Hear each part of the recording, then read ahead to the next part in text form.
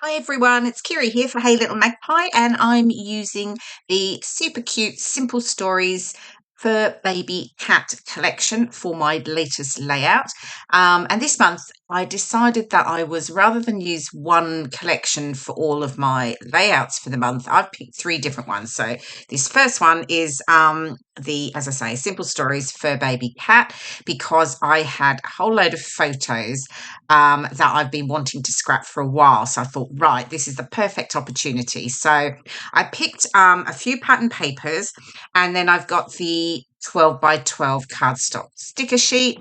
And so I'm putting together the layout using just those elements. So the papers that I have the striped one that you can see there, and I've cut can't remember quite how wide that strip is. I will just have a look.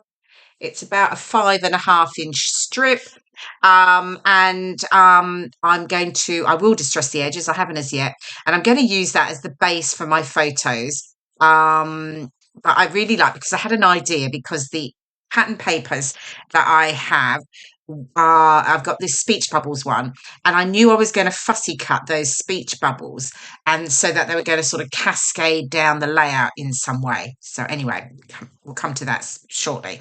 So I have 8 photos of cats, and I'm going to mount them on 2 4-photo strips. So I'm just using the pattern paper here, the yellow, and I actually can't remember what it's called, unless that's the one with the speech bubbles on the other side. Yes, it is. It's the speech bubbles paper, which is called purr-fect. So I've mounted the photos, as I've said, distressed the edges in the 2 strips, and then I am just fussy cutting a number of these speech bubbles out. So they all sort of say purr, meow, purr, purr, that sort of thing. So, and then I'm basically just fussy cutting sort of, I think, pretty much one out of each of or most of the colours anyway. So there we go. You can see the idea cascading down.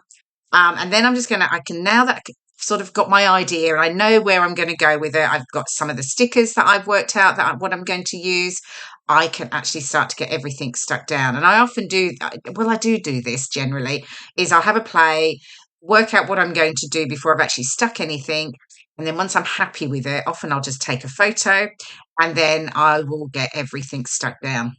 Now, with my photo strips here, I'm just going to add a foam strip along the top of each of them. And this is what I generally do when I'm adding photos to a layout.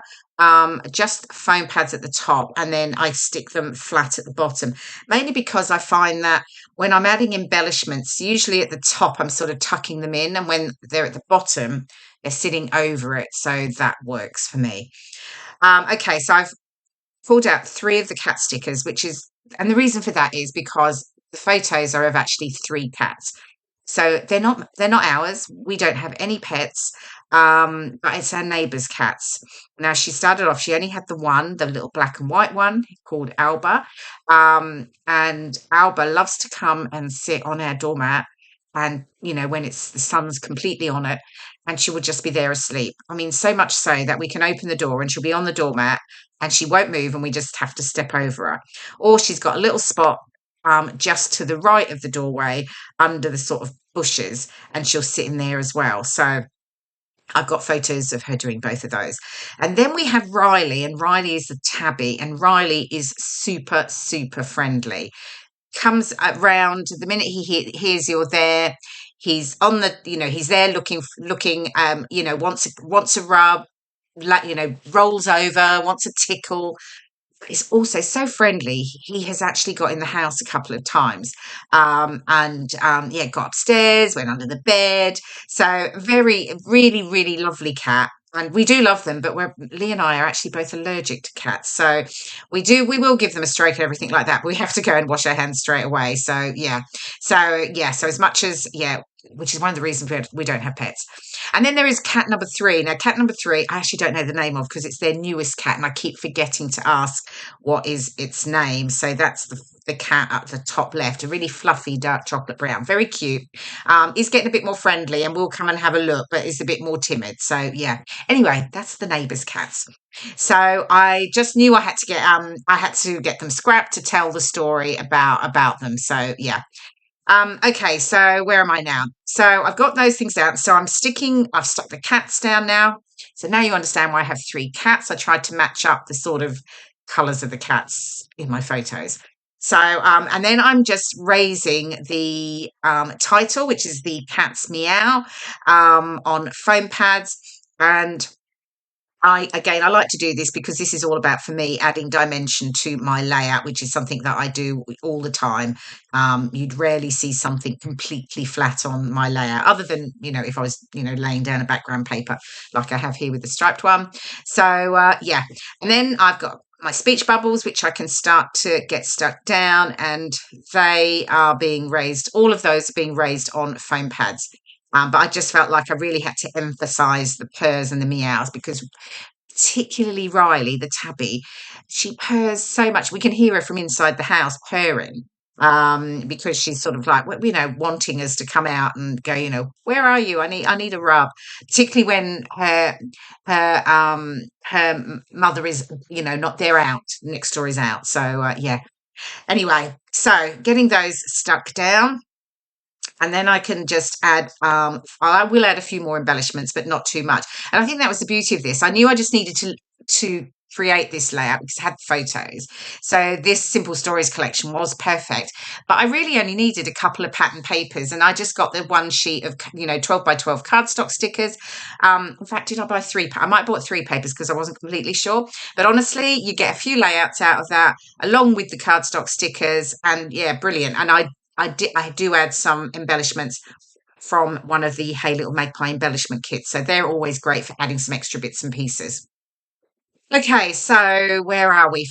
Speech bubbles are stuck down. So I've got the last few bits and pieces. Oh no, I'm sticking them down now. I fib. Sticking down the last few bits and pieces. Got that the little fishbone. And then I just decided to tuck in a little flower behind each of the speech bubbles because I thought that was sort of cute. And I felt like I needed something a little bit more there. I didn't need to add loads more. So there are loads of stickers left on the sheet. So I can definitely get another layout out of this collection.